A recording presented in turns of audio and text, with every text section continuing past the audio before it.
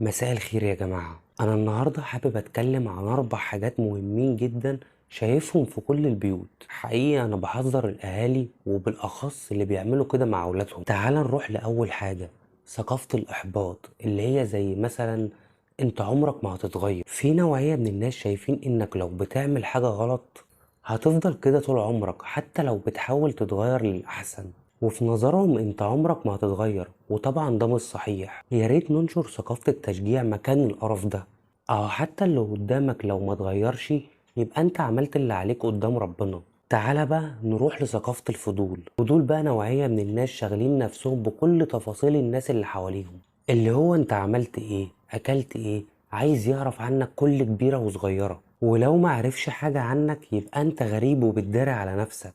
وديت حاجة غريبة بالنسبة لهم، وطبعا ده غلط. فمعلش كده كل واحد بيشغل نفسه بالناس، يا ريت يملى فراغه بأي حاجة مفيدة ويبطل يتحشر في حياة الناس ويسيب الناس لخصوصياتهم. تعالى بقى نروح لثقافة الانتقاد. ثقافة ملهاش أي قيمة، والله ما ليها أي قيمة.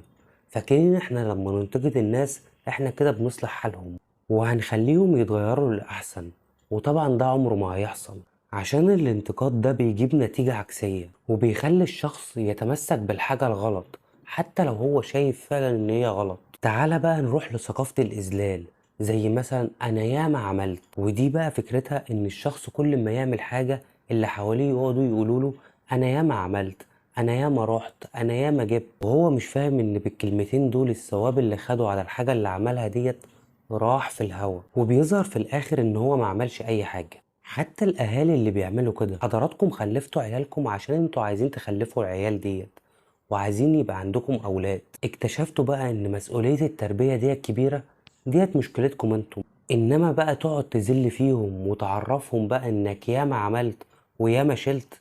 انت عملت عشان انت عايز تعمل، مش عشان هم أجبروك على كده. واللي بيعمل حاجة لوجه الله عمره ما بيتكلم فيها، عشان انت منتظر ثوابها من ربنا مش من الناس.